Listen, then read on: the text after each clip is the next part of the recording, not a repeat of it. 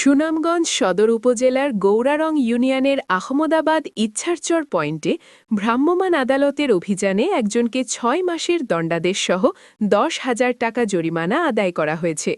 রবিবার বিকালে জেলা প্রশাসকের কার্যালয়ের নির্বাহী ম্যাজিস্ট্রেট মোহাম্মদ সুয়াদ সাত্তার চৌধুরীর নেতৃত্বে সদর থানার ওসি রতন শেখের অধীনে অভিযানিক পুলিশ দল অভিযান করেন। স্থানীয় ও পুলিশ সূত্র জানায়, ইরান ইসরায়েল যুদ্ধে জ্বালানি তেলের দাম হাতের নাগালের মধ্যে রাখতে জেলা ও উপজেলা প্রশাসন কাজ করছেন।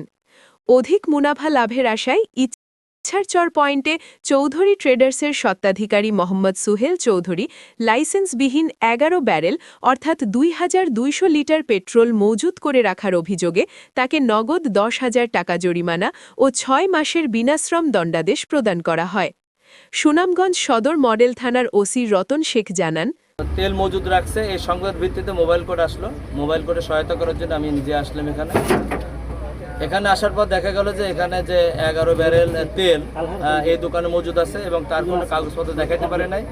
এবং এখানে যে ম্যাজিস্ট্রেট স্যার ছিল তিনি তার অপরাধ বিবেচনা করে ৬ মাসের সাজা এবং ১০,০০০ টাকা জরিমানা করছে।